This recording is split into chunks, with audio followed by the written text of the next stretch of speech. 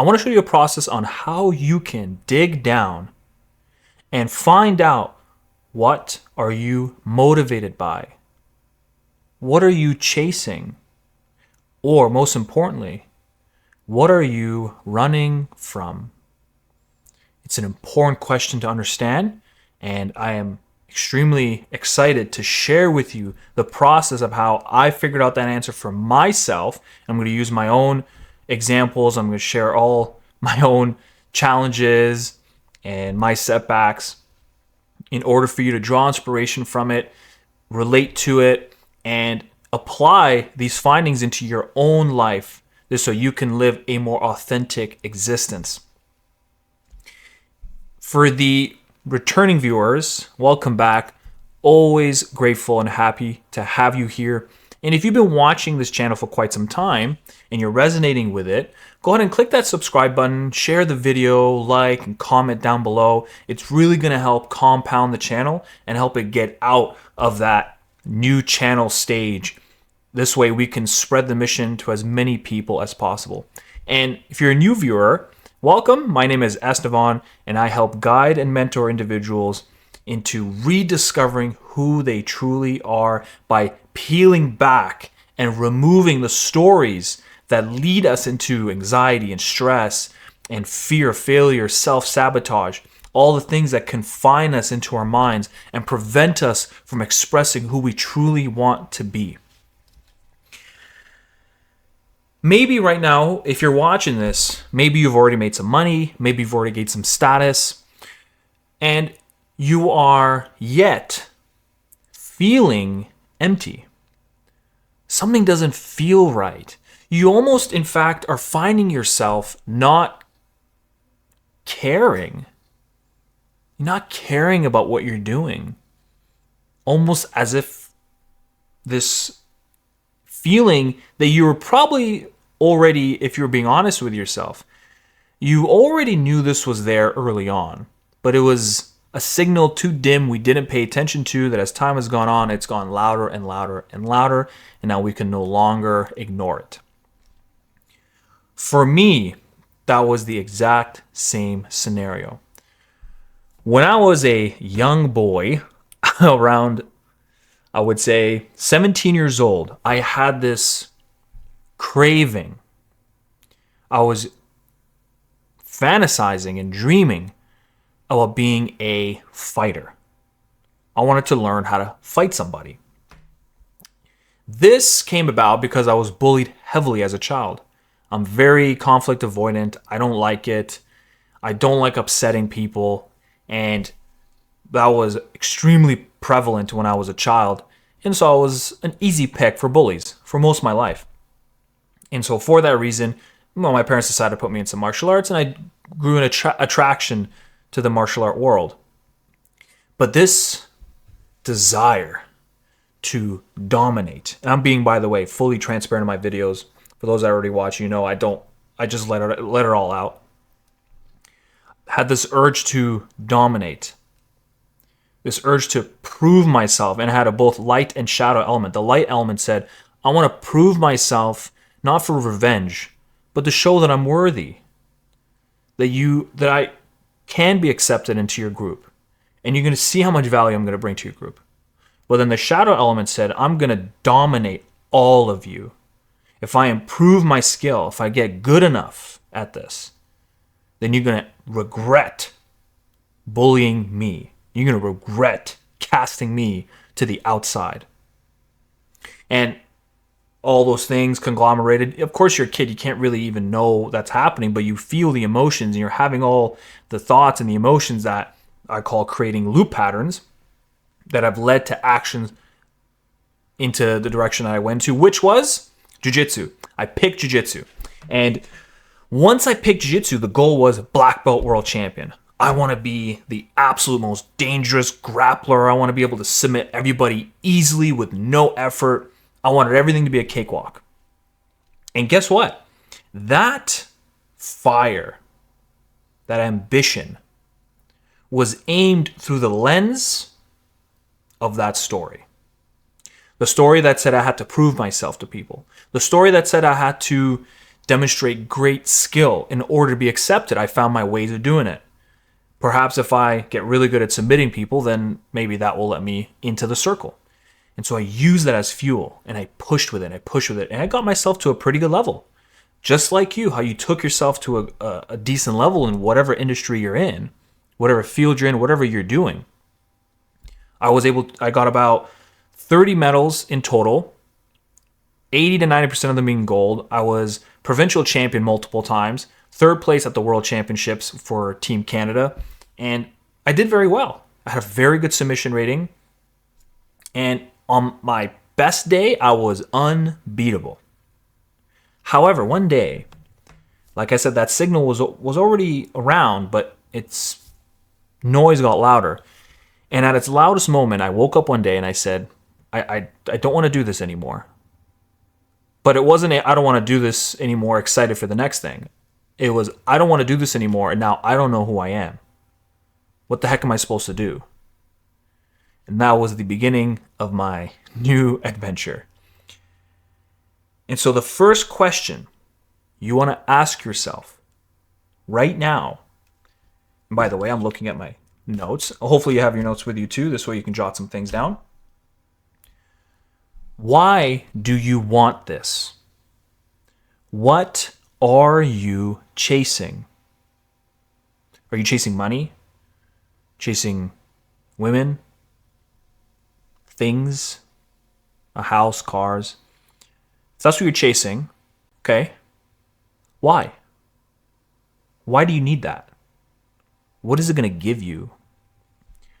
This process I call the descent.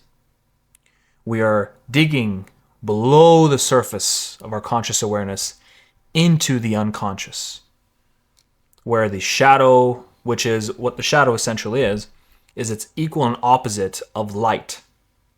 So for example, let's say, in order for you to work extremely hard, put hours and hours of work into your life, requires what?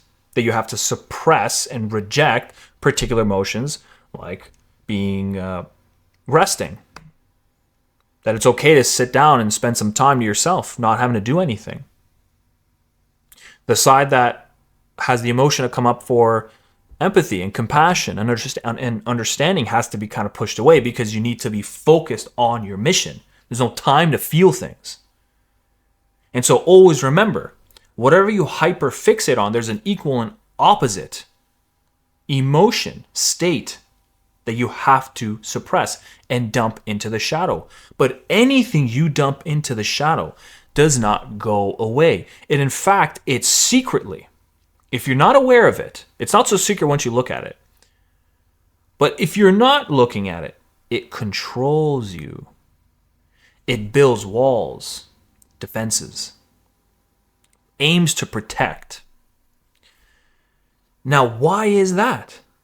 Why do we have these? Now we go into the next layer.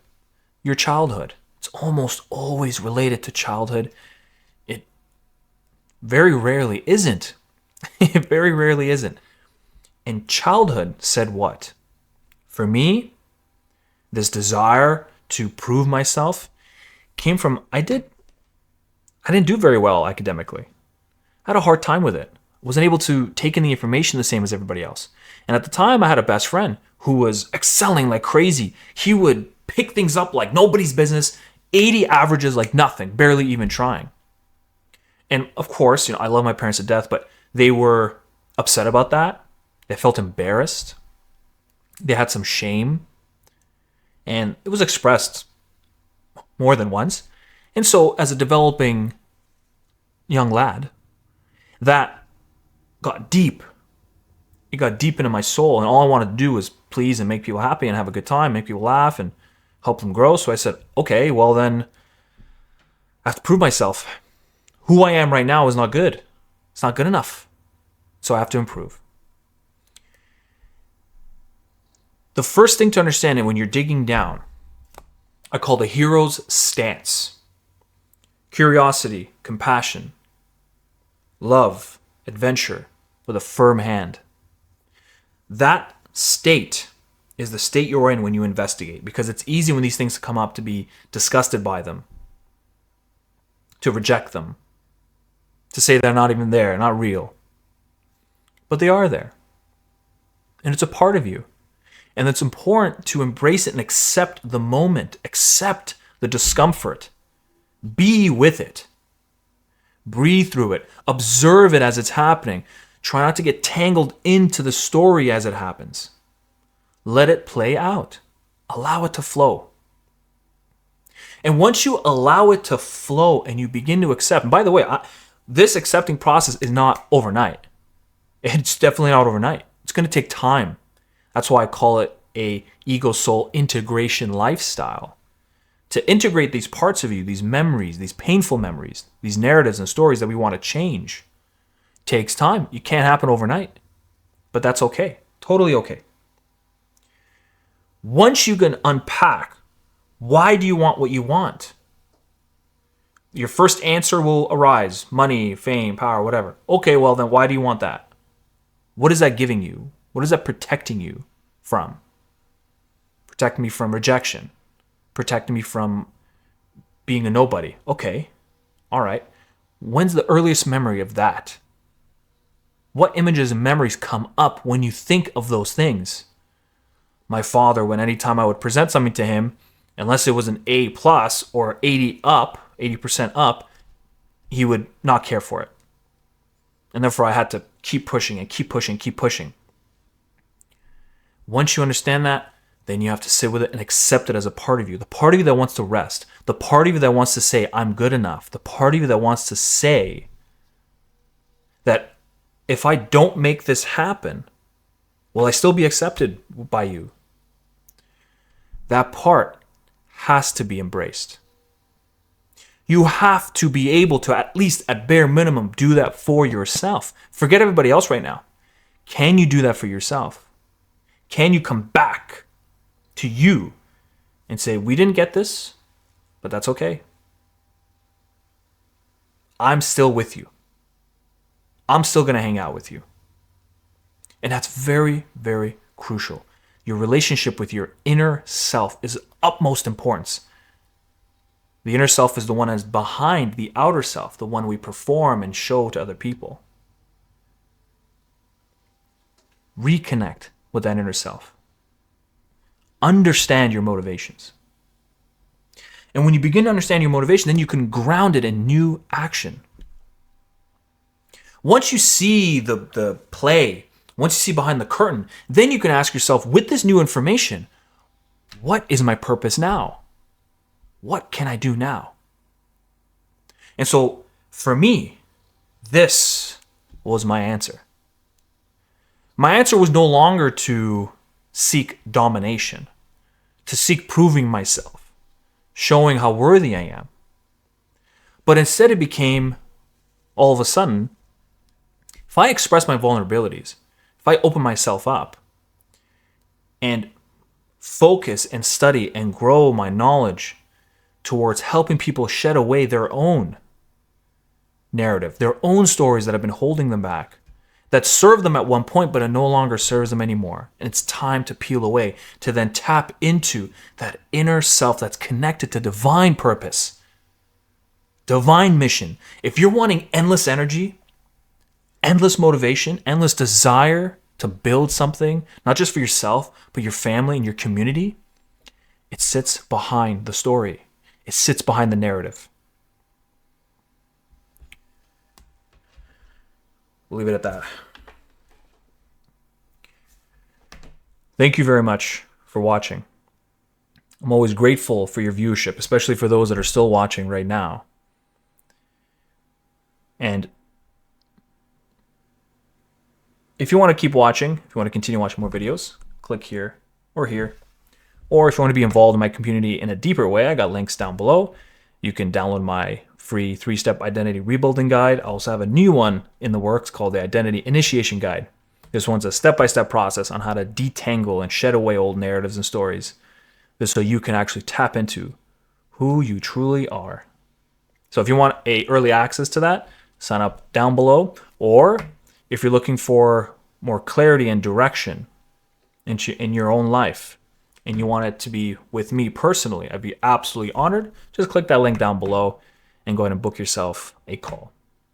Thank you very much, and I'll see you on the next video.